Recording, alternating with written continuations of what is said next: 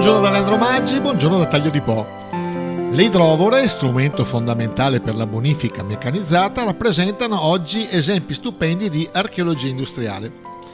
Tra queste, l'impianto idrovoro di Cavendramin, che è nel delta e nel comune di Taglio di Po, è sicuramente il più significativo. I lavori di quest'idrovoro sono iniziati nel 1900 ed ebbero termine nel 1903 e furono collaudati nel 1905.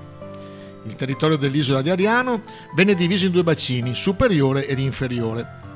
La funzione dell'impianto idrovoro di Cavendramin era quella di sollevare le acque di tutto il bacino superiore ed immetterle nel canale Veneto, che a sua volta le convogliava in prossimità della foce del Po di Goro e quindi, attraverso un sistema di porte vinciane, in mare. Furono installate 4 pompe in grado di sollevare complessivamente 11.000 litri al secondo, con motrice a vapore, prodotto dalla combustione del carbone. L'impianto idrovoro di Cavendramin assolse alle sue funzioni fino alle disastrose alluvioni del Po di Goro del 1957 e del 1960, a seguito delle quali, ed in conseguenza del fenomeno di subsidenza del terreno, il regime idraulico del territorio venne totalmente sconvolto. Su questa importante opera è stato scritto un interessante libro dall'ex direttore del Museo della Bonifica, l'ingegner Lino Tosini.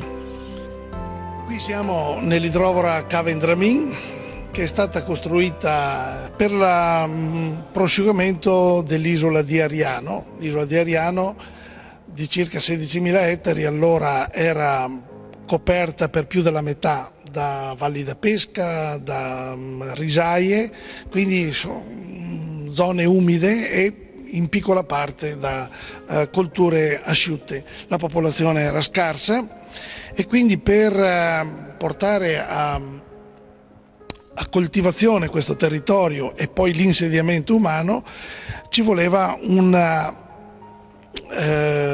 piano di bonifica che fu realizzato dal consorzio agli scoli dell'isola di Ariano e dal suo direttore ingegnere Antonio Zecchettini.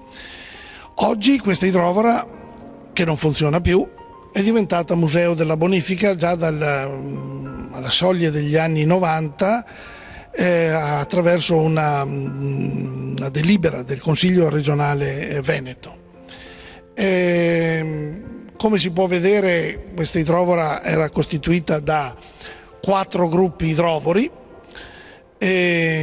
L'energia che veniva usata era quella termica prodotta da caldaie a vapore che si trovano nella stanza vicina a questa. Questa idrovora è stata allora meta di molti visitatori italiani e anche stranieri, non perché fosse enormemente grande, ma perché si è trattato di un impianto e di una bonifica, quindi impianto idrovoro e canali, che hanno dato un risultato straordinario. Veniva considerata come una bonifica perfetta questa, una bonifica perfettamente riuscita dal punto di vista tecnico, ma anche dal punto di vista sociale, perché è stata proprio grazie a questa bonifica che la popolazione è aumentata enormemente nell'isola di Ariano, in tutti e 3 i comuni, Ariano, Corbola e Taglio di Po. Ed è stata, diciamo, anche l'idrovora che ha iniziato un percorso che poi non si è più esaurito fino agli anni 50 del secolo scorso, di prosciugamento di tutto il territorio del delta del Po. Quindi questa è la prima grande idrovora che ha prosciugato una parte considerevole del territorio del delta del Po.